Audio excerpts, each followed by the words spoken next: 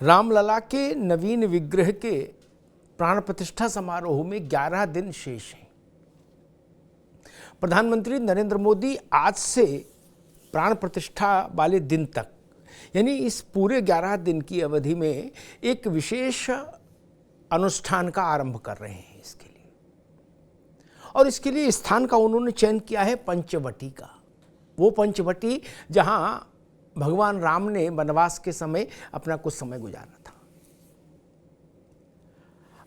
एक और भारतीय जनता पार्टी की तैयारी है, अयोध्या में साधु संतों का उत्साह है, राम जन्मभूमि तीर्थ क्षेत्र न्यास का प्रबंध है और देश भर में राम नाम की गूंज है। तो दूसरी ओर प्रमुख विपक्षी दल कांग्रेस के सवाल है। कांग्रेस अभी भी अपने उसी राग पर टिकी हुई है।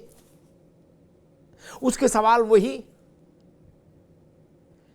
कि हम ऐसे कार्यक्रम में क्यों जाएं जिस कार्यक्रम में शंकराचार्य नहीं जा रहे।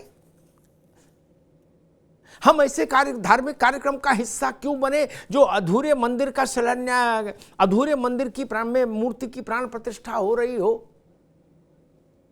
और इन सब के ऊपर उसका सबसे बड़ा सवाल ये कि ये आयोजन चूंकि भारतीय जनता पार्टी और राष्ट्रीय स्वयंसेवक संघ का द्वारा नियंत्रित और संचालित कार्यक्रम है, इसलिए हम नहीं जा रहे।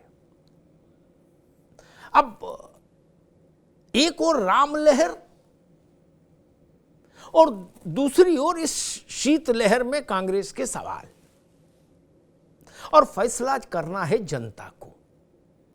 90 दिन के भीतर जनता फैसला सुना देगी। उसको राम लहर पसंद आई, उसका भरोसा राम लहर पर है, उसका भरोसा रामलला पर है, उसको अयोध्या में रामलला की मूर्ति की प्राण प्रतिष्ठा अच्छी लगी, स्वाभाविक लगी, सहज लगी, या उसको कांग्रेस के सवालों में दम नजर आया।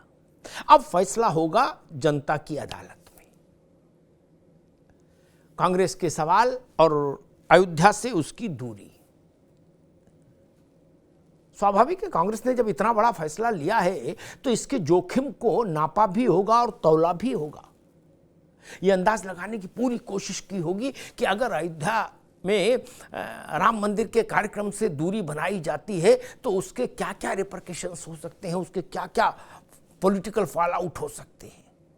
और जब उसने फैसला ले लिया कि नहीं, हमको इस रास्ते जाना है, तो दोनों शिविरों का ही रणनीति सामने आ गई। भारतीय जनता पार्टी संघ परिवार एक और कांग्रेस और उसके साथी दल दूसरी तरफ, वो जो अयोध्या से दूरी बनाए रखने के फैसले पर कांग्रेस के साथ हैं।